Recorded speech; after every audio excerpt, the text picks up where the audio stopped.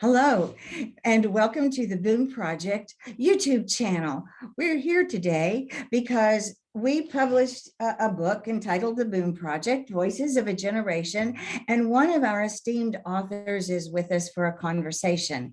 Karen George, poet, who wrote in the book a poem entitled Wish You Were Here, has agreed to come and tell us not only about her writing progress since the book was published, but also a little bit about her writing process. So welcome, Karen. We're glad you're here. Thank you, Bonnie and Kim. Yeah, hey, Karen. I've got this wonderful bio statement to read. And I can say this poet writer has been busy. Karen George is author of 5 chapbooks and 3 poetry collections from Dos Madres Press. Swim Your Way Back from 2014, A Map and 1 Year from 2018, and Where Wind Tastes Like Pears. I love that title, 2021. Her work has appeared in Adirondack Review, Naugatuck River Review, Valparaiso Poetry Review, Indianapolis Review, and Poet Lore. She's received grants from Kentucky Foundation for Women and Kentucky Arts Council and holds an MFA in writing from Spalding University. That's a fact we love since all 3 of us hold an MFA from writing from Spalding University. After 25 years as a computer programmer and analyst, Karen retired to write full-time, and she enjoys photography and visiting museums, cemeteries, historic towns, gardens, and bodies of water when she's not writing. You can visit her website at karengeorge.blogspot.com and learn more and read more of Karen George. So welcome, Karen. Thank you. What have you got for us today? Well, I thought I'd start out reading the poem that you mentioned, Wished You Were Here, from the Boom Anthology. And it was also in my very first poetry collection, Swim Your Way Back, that came out in 2014. But I was happy to have this poem included in the Boom Project anthology. It's an elegy, which the book is an elegy to my late husband, Richard, celebrating our life together, an Alaska cruise we took, and my recovery after his death. Wish you were here. I'm first in line to cross the Ohio. A barge piled with coal churns water white. In fields, birds sway, shriveled Queen Anne's lace and dark sumac. Pick through flood debris. With binoculars, I spot large nests near tops of sycamores. Red buds fleck the hills purple and white, the air muddy, fertile. The man motions me onto the ferry, all way to the metal chain, lengths big as my fist. A quiver prickles behind my knees to see the river rock a few feet from my bumper. Rust coats every surface. The worker palms my dollars, asks how I am, but doesn't wait to hear. When the gangplank scrapes concrete, I drive onto solid ground. And on the radio, an acoustic guitar strums the opening of Wish You Were Here, notes that never fail to trigger shivers. How I miss sitting with you when we climbed out of river valleys.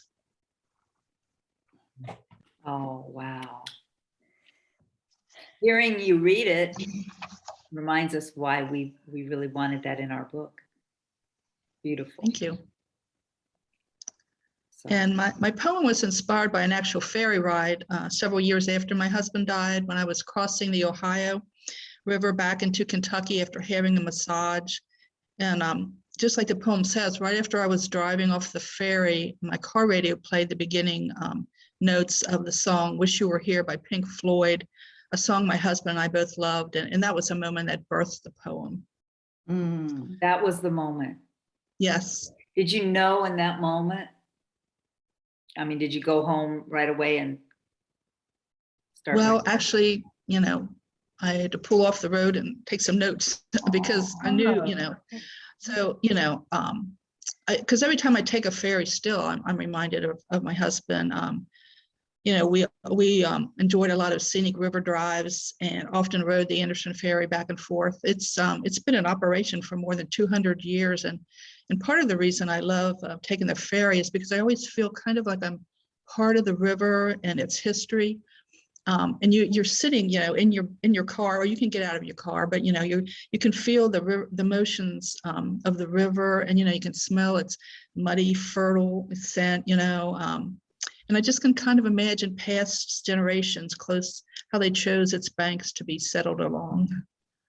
Yeah. Yes. Now, is that between Florence and Cincinnati, or? It depends how you consider it. I mean, some things, the website says it's between Constance, Kentucky, which is kind of just a couple houses is Constance, but it's kind of Hebron or Constance, Kentucky, over to Delhi, Ohio. Ooh, that sounds like a field trip. No, that was even before it got to the grief.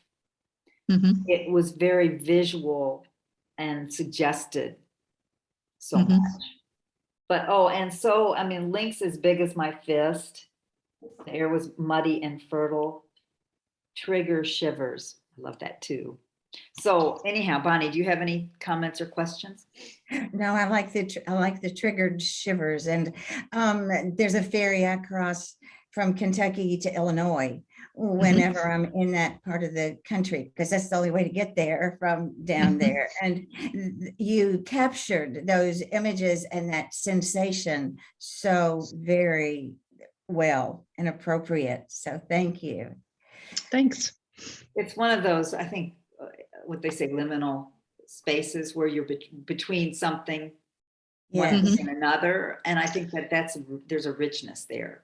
Yeah, I need to write more about that. I wrote some notes while I was kind of working on picking out the poems of how much the river and the idea of crossing from Kentucky to Ohio and back, because most of my life, my very first job was in Kentucky, but every job since then was in Ohio. So, I was constantly, crossing over and just, between two states. That idea is kind of interesting to me. Yeah, very good. Yes. Well, we're ready for the next one, aren't we, Bonnie? We're ready for the next one. Yes, I was just going to say crossing over sounds like a really good title. Yeah. For a collection. Because there's all kinds of crossing overs, metaphorical, yes, exactly. literal. Yeah. So, yep. I'll look forward to some more of that. Thank you. And the second poem I was going to read is from my second collection called A Map in 1 Year. And it came out in 2018 from Madres Press. I describe the collection as a dreamscape with a narrative arc that explores love, loss, memory, and transformation, threaded with images of connection to the natural world, which, I don't know, as early on as a child, we played in the woods and lived in, tree houses, and, I've just always, felt very connected to the natural world. And during the pandemic, that was the thing. It's part of the thing that, really helped me was, even though I live alone, I made sure a couple times a week I got to local parks and walked around, through the trees, and that made me feel very, very good. So this poem is called, it's a found poem, and I'll talk a little bit about that later, but it's titled The Red Urge. As dark encompasses light, a woman crosses a meadow for home, dives into longing as a bee into jasmine, her body imprinted. Cricket beats sweeten the quiet, a story of trample and joy, shaped like the arc of an eye. She savors one moment of him, standing at the sink, the full soak of lemon he broke open. She owns the nudge of knowing, takes as her compass the rich flick of bird across sky, hum of root-drenched earth. And when I talk about found poems, basically, you pick a source that you want to pick the words from to make a new poem of your own.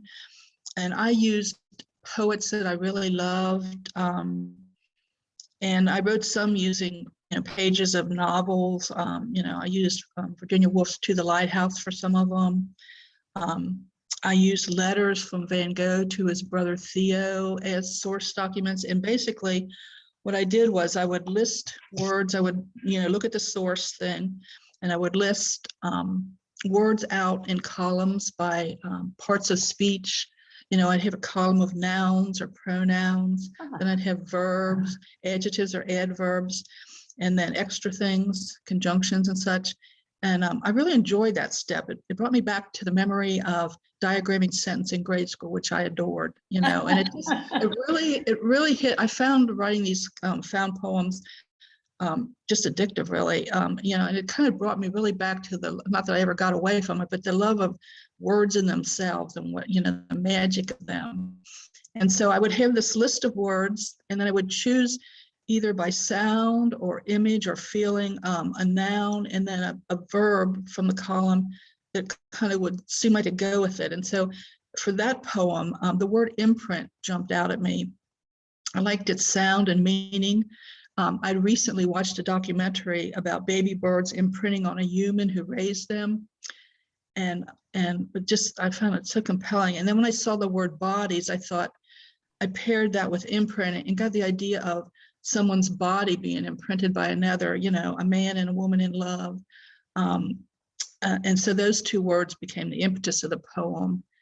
And then I kind of, when I would see other words, then I would see meadow, jasmine, bees, and crickets. And I began to kind of construct the scene around the love relationship I was imagining. And when I do these found poems, I don't always stick with the exact words of the source. Like the source document had the word hoping, but instead I might use the word hope, hopeless, or hopeful, so I could kind of change them some. Or if the pronoun in the poem was she, I might change it to he, you, or I. If the source poem had the word heartache, I might use heart or ache separately. And so that's kind of how I did it. And in writing those, I found that it was like putting together pieces of a jigsaw puzzle, which was something I loved as a child. So kind of fit into that too.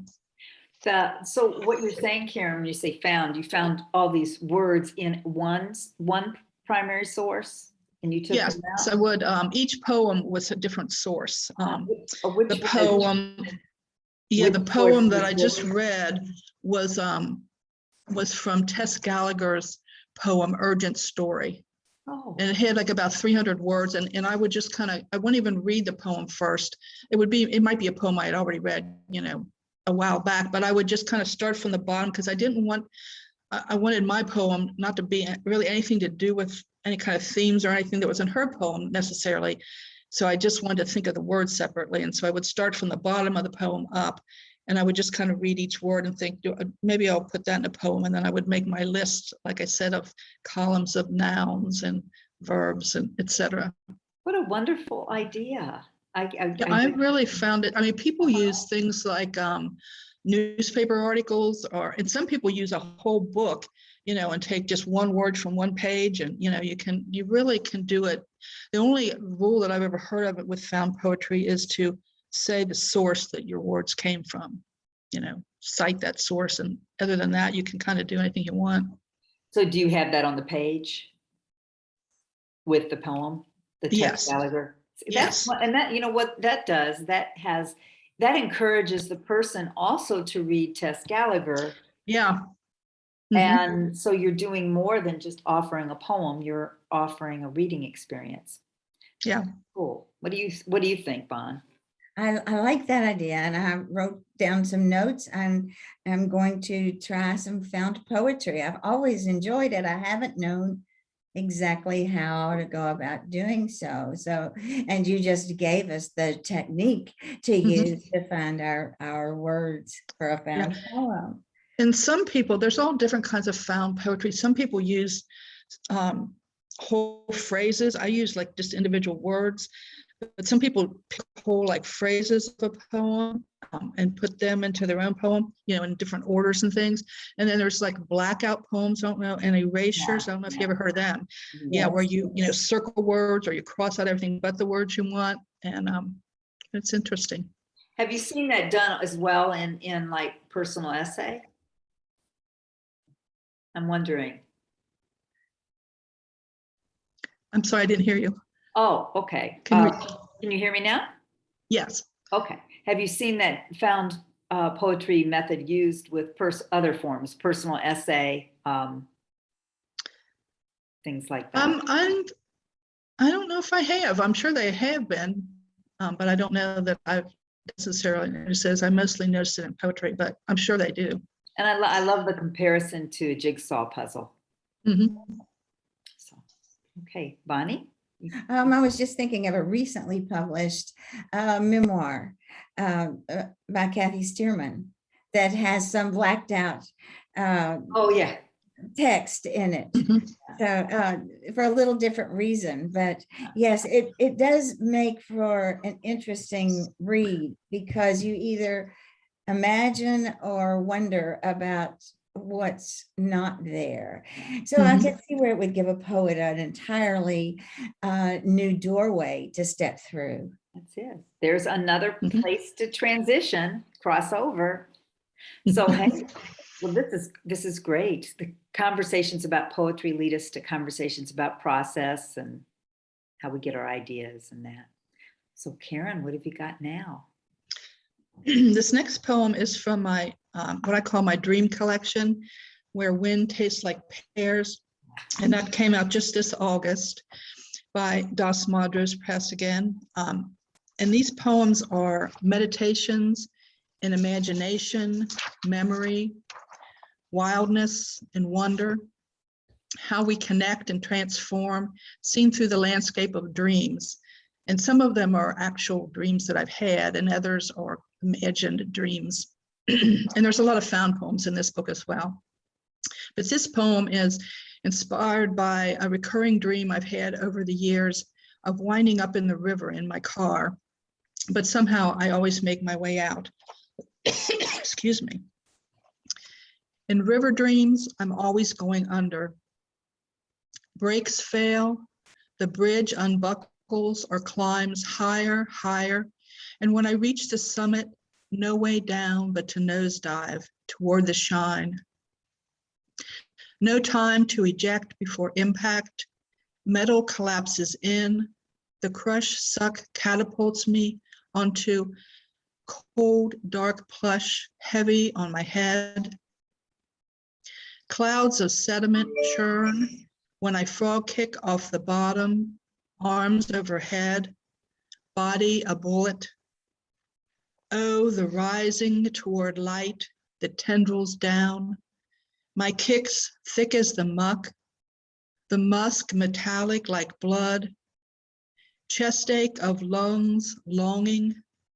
Oh, the breakthrough.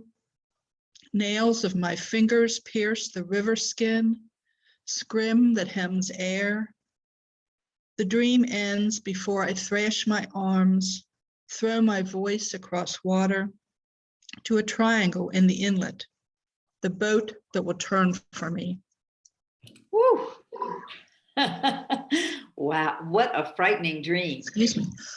It was, but I don't know. I have so many dreams over the years. I've read books about dreams, and I honestly just adore dreams. And even the dreams that I have that do seem like nightmares, I somehow, not always, but a lot of times I know, somehow in my dream, I know that I'm dreaming. And so they're not, even though they're, scary things. You're a lucid dreamer. I love it. Yes. Well, Bonnie loves dreams too, so she may have something to say about this. Have you ever joined a dream group? I haven't. I thought about that before. I mean, I'm not aware of any, locally or whatever, but I went to a dream workshop once, that talked about, using dreams kind of as sources for writing, things like that. But yeah, I'm fascinated. I bore people that I know, because when I have a really interesting dream, I just have to, I'm compelled to tell them, about it. I do have a friend who loves dreams too. So she, we can exchange them without, driving each other too crazy. Well, I'll send you an email about another writer and I lead a dream group that meets monthly. So I'll send you an invitation to join by Zoom to see if you like it. There she is. Yes, sounds good. We had a little moment of pause there, I could see, but that's all right.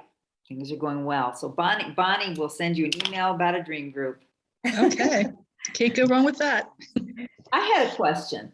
Was that do you write mostly free verse, or are there structures that you like to use? Because this one felt like it had some structure to it. No, I mean, I do use some forms of poetry. I mean, that, a lot of them look different on the page. I have some poems will be short, short lines. Some will be all one stanza, and other ones will be broken up into stanzas. Some are I write prose poems, which are just like a big block of prose. But I do some forms. I'm going to read, the very next poem has a form to it. Okay, good. Perfect. As if I knew. And Yes, this poem is, it was published by the journal Sheil and the Gig this summer, and it's part of an almost finished collection of ekphrastic poetry inspired by three women artists who were contemporaries: Emily Carr from Canada, Frida Kahlo from Mexico, and the US artist Georgia O'Keeffe. And two of them actually knew each other. Frida Kahlo and Georgia O'Keeffe met several times. They wrote a couple of letters to each other. And this one is called Georgia O'Keeffe's Pelvis 3, 1944. The bleached pelvis devours the frame. Raised to sky, a telescope, the blue blooms through the bone hole, breech calves birth through. Imagine how its hooves pounded earth in glee, terror. Or a soft-shelled robin's egg, just laid, hoarded in the hollow of white sand. Oval balm, form within form, a nesting. 10 years ago, near an abandoned stone barn, the skeletal head of a fox, sharp teeth intact in pointed snout. I place fingers in a nasal cavity, an eye socket where ears once sensed mice stir in a burrow, rabbits rustle grass. Feel inside its jaw for the missing sinewy tongue. An ache thrums my throat, grief for all the absent ones, hum of connection.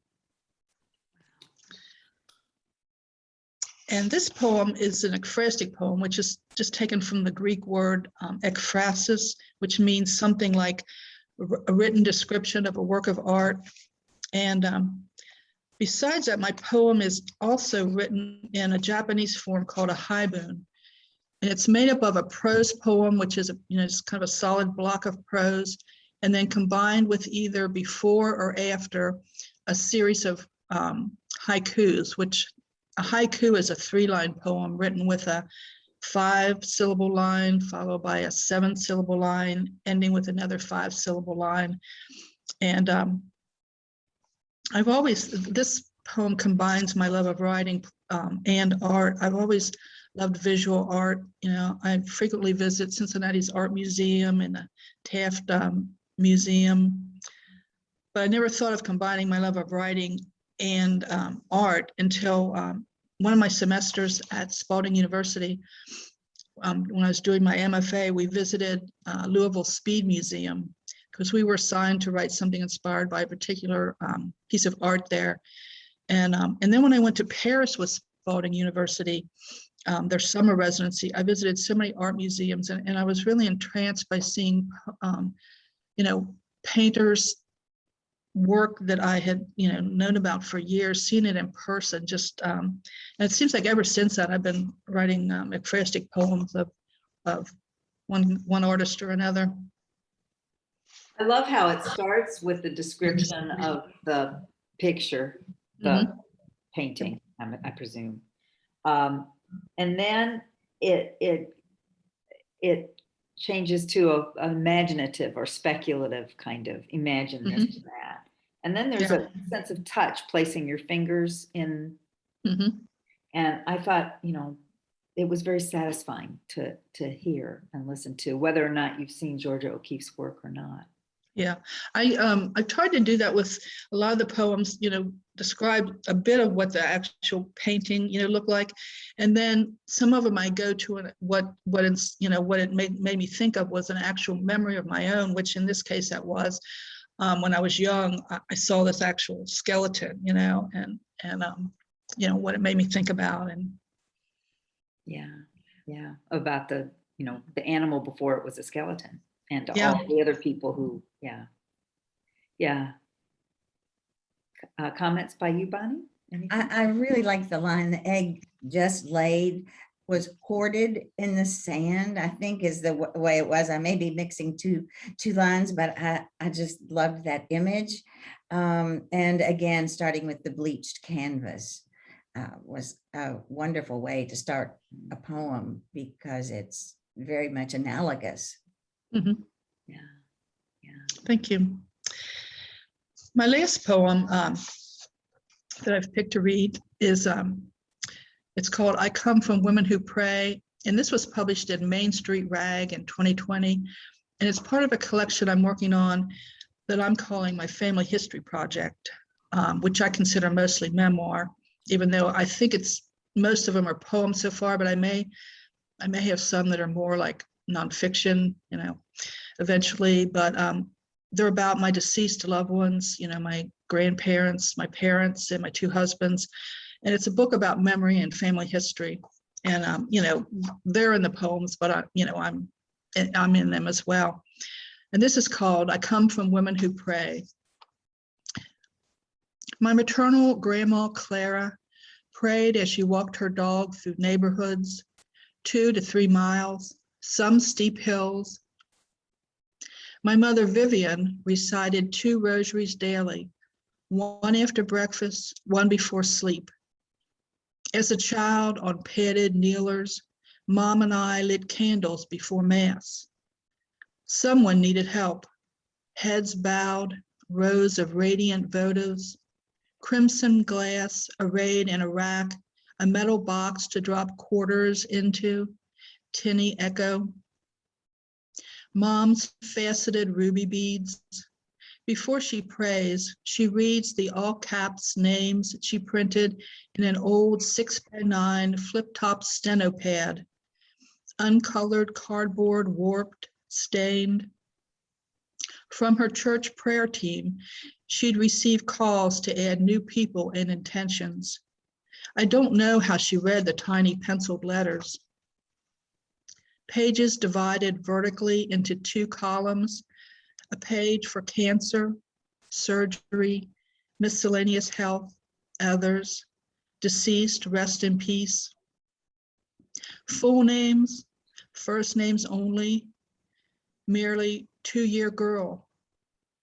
On the cancer page, areas involved: lung, colon, liver, cervix, esophagus, spine, brain. And Jenny denied chemo, needs a miracle. The surgery page, heart, eye, knee, and hip operations. The others begins with prayers for the Pope, world peace, and safety of our military and their families. Detailed requests for help with marriages, pregnancy, jobs, travel, stroke, depression, dementia, a peaceful death, unlike her own. Her penmanship, not usually minuscule. Maybe she wanted all the names to fit on the same page, to gaze at as she prayed. never removed, once added, never knew who lived or died, if wishes granted, crises resolved. How heavy, names and dilemmas accruing without end. She didn't like to know sad things, couldn't stop the worry. Amy, Anita, Buford, Clay, Francie, Geneva, Scotty, Suzanne. Mom, you've been gone 3 months. I say your name, Vivian Margaret Reedinger. Picture us kneeling side by side before the light flickering on our faces. Wow. Wow. That was And amazing. this poem was inspired by the actual notebook that my mom kept for years, containing, the people that she prayed for. She died at the beginning of the pandemic. They don't think it was from COVID, but they don't really know because they weren't tested or anything. They, basically said that she she died from the flu, pneumonia, and she had COPD. So it was kind of a combination of all of them. Wow, that was beautiful. I mean, the imagery was beautiful, and I think my favorite part was the fact it was her writing as tiny as she could, so she could look at all of them on the page and honor them. And then the fact that no one ever knew the outcome of any of these prayers. Yeah. Yeah. Because most of them were strangers. There were some names, sometimes I would give her names of friends, to pray for, and so she'd add them to her list and that. But, most of them, were people that she didn't necessarily even know. Yeah. Comments, any comments or thoughts, Bonnie? No, I thought that was very lovely, Karen. Thank you. Yeah, so I can see that I can see there are a lot of, is this going to be ancestors, mostly women, who you're writing about in this collection? No, I'm going to have my husband's and, 1 or 2 about my grandfathers, but, and my dad will be in it some. But I have a sense that there'll be mostly women. I mean, not mostly, but, a majority. A lot of women, yes. So Yes. I had a question about how you come up, you have some very interesting titles here, how you come up with your titles. Is that something you do or your publisher does? Or No, I don't. Yeah, I pick the titles myself, unless they suggest that they want to change to them, well, And like, I don't know. I think I always liked titles, but never really, thought I could do them well. So I guess I've worked a lot. I don't know how you can really exactly work on titles, but I do try to make titles, interesting. Well, the breeze smells like pears, or what was that? I didn't write it down. Yeah. The book is titled Where the Wind Tastes Like My Pears. I Where the love Wind that. Tastes Like Pears. Yeah, and that was from that actual line was from a found poem. I switched it around a little bit, but it's from a poem in the book. Oh, okay, good. A poem of yours. Yes. Okay, good. Wow, wonderful. And we always like to know a little bit about the writing process or any particular craft tips that our writers have. And also, we ask each of you to write a 6-word philosophy of your writing life. So do you want to come up with any of those? Yes. I had a hard time with that at first. I thought 6 words, but I came up with remember the senses, wonder, and mystery. And those are things I try to use all, as many of the senses as I can, because I think that's the way that we understand the world. The way we experience the world is through our senses. So when I read anything that has a lot of sensory detail, I feel like I'm in that scene or in that moment of the poem. And so I, try to do that. And I think the older I get, the more important to me wonder is, to keep a childlike sense of discovery about everything I experience, whether it's something, widely considered beautiful like flowers or a sunset, or something uncomfortable and overwhelmingly sad like the death of a loved one. I try to, and that sounds odd to probably to people, but I try, I'm starting to write a lot about my mom's illness. She towards the end of her life, she was 89 when she died, but she, I guess beginning maybe 5 or 6 years from then, she started with, getting into a terrible depression. And she may have had problems with depression her whole life, but we never knew about it. She never never talked about it. But, it was horrible at the end. And but I want to write about that some, and it's, in some ways it's kind of, I feel kind of weird, like, like I don't know. It's a little uncomfortable to me, writing about my mom. But I think people don't talk about mental illness, they just don't talk about things like depression, because she herself was ashamed of it. She didn't want us to tell anybody. She didn't want anybody knowing about it, So it does feel weird writing about it, but, and then, I discovered that both of her parents had problems with depression, and that it can tend to be hereditary, so it might be coming my way, so I'm doing a lot of writing about that, and about the actual experience of her, of being there when she died. I've been writing about too, and I don't see it. I don't know. For me, I don't know how that came about, but maybe because I've had, 2 husbands die, death to me isn't scary exactly. I try to think of it as just another, journey we go through, and so I'm writing about, death and things like that. But to me, it's not in a morbid way, but just I don't know how it'll affect other people, but I like writing and about things like that. And then mystery, I added mystery to my 6-word writing philosophy, because I think writing for me was always been a balance between what to tell and what not to tell, and it's hard to describe, but I'll never forget, years ago I read a short story by Rick Bass, and I don't even remember the title of the story, but it stays with me. I'm going to have to look it up because I'd like to read it again. But it was basically about a relationship between a young man and woman, and I think they were underage maybe, and they ran off together, and there were all different kind of quirks in the story. But the thing that I remembered was Rick Bass never revealed whether they had sex together. And I just thought, well, that's weird. I mean, I assumed that they did, but there were so many other details, but that was totally left out, not even any mention of actual intimacy, and it just, I mean, there were, I'm sure in the story they maybe kissed, but it was something that I just thought, well, why wouldn't he tell that? And then the more I thought about it, I saw how that was a perfect thing to leave out, and that it's, it's kind of a hard to know which details to leave in and which out, but I've been fascinated by that ever since. So that's the mystery. On this Rick Bass story, did you actually like the story a lot? Yes. Was the mystery part of that or not?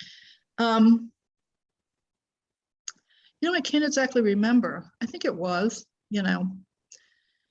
but and maybe we were just to assume that they, were having sex, but I don't know. It just kind of opened my eyes to start looking at what people, leave in a story and what they leave out, and why maybe, and you don't really usually ever get to talk to the author. So, you just kind of imagine why, why that would have been. But and I also was going to say too, about when I was writing my 6 words writing philosophy, there were things I couldn't fit in there because of the 6 words, but I also kind of wanted to add something similar to the word discomfort, which sounds odd, but it's been important to me to at least sometimes write about things that make me uncomfortable, things I'm maybe afraid of, or I don't understand, subjects I need to examine and hopefully discover something about. So that's kind of been important to me.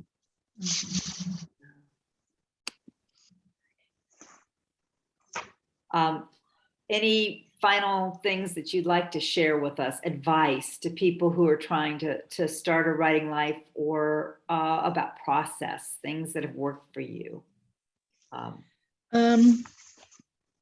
Yes. I mean, as far as advice for, encouraging, maybe new writers or just writers themselves, I found that my love of writing, and I think my ability to write, really came from my love of reading. I read from an early, that's how I knew I wanted to be a writer. When I was around 10, I read my mom had we had a sewing room that was like underneath the stairs. It was kind of long and skinny, and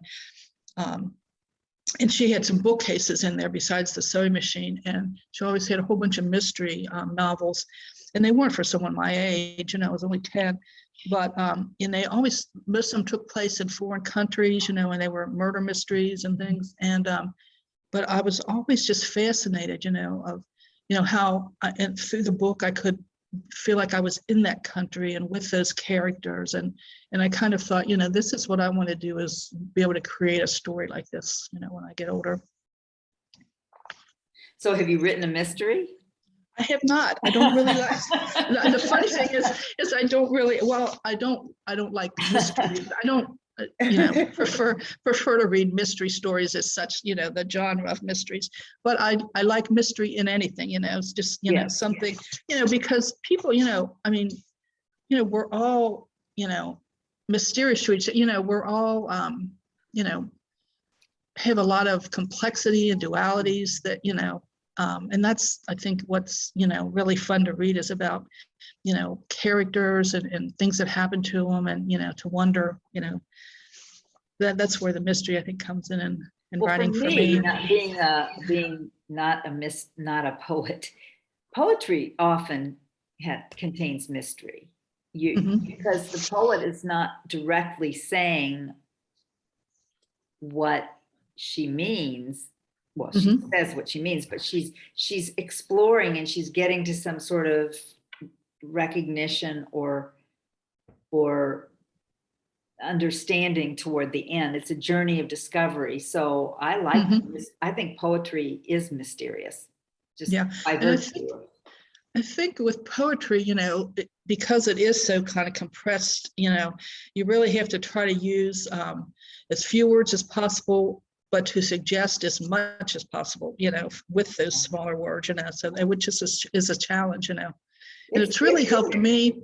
It's really helped me with my fiction as well. You have much more room, but I always one of the things I always think of when I tell people about writing is to I try to put every word on its on trial for its life. That whether every word is really needed or not. Put everywhere. I'm writing this down. I am too. Put every word on trial for its life. Love it. Yeah, that's not my original. Some famous writer said that, I'm pretty sure, but I don't know who. It's found brilliance. Yes. There you go. Yes. Well, Bonnie, any final questions for you? Yes, I would like to suggest that perhaps if you write about death, you have been writing a mystery, because that, like mental illness, is certainly a mystery, and one that we continue to not talk about, but search for meaning and answers in, as if we're solving a case. So sort of the what happens after sort of mystery. Yes.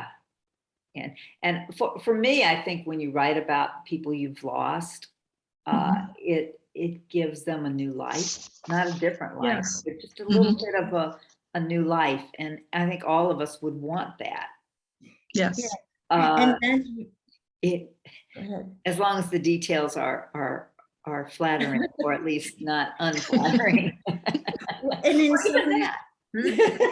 in some respects, that's very akin to the purpose we had with the Boom Project book, and that we sought to honor the past and kind of preserve the present, and maybe inspire the future.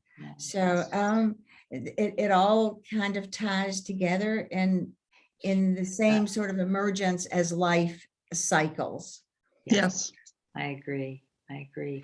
Well, this has been wonderful, Karen. But Bonnie, I think Bonnie would agree, but she's allowed to disagree. But all of these YouTube conversations help us.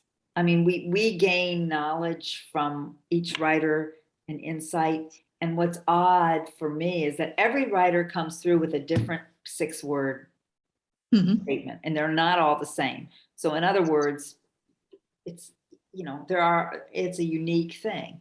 You have your unique view on writing that intersects with others. So I love it. What are you going to do next? Well, I've got all those projects that I'm, you know, I mean, one of these days I keep saying I'm going to get those 2 novels out, and, you know, they're on such old versions of Word. I'm not even sure if I can translate them, but I think on both I have an actual paper copy. But yeah, you know, because you and Bonnie should get together and work collaboratively to get your novels out, because she's got a few of her own. So I have enjoyed this so much, and I want you finally to tell everybody where they can find you or your writing, not your home address, but can they find you, find out more? Yes. Gotta think of that again. Let's see. Yes, I have a writer's website at Karen. It's all run together. Karen L. George @blogspot.com. Or you can just hunt for Karen George website. I think that brings it up. Okay, that's great. And do you have poetry and prose on there? Yes. Okay. Good. Well, we'll certainly make a visit. Thank you so much, and have a wonderful writing day, and write forward, and Thank don't you. be a stranger. And thank you, Kim and Bonnie. This has been delightful talking with you.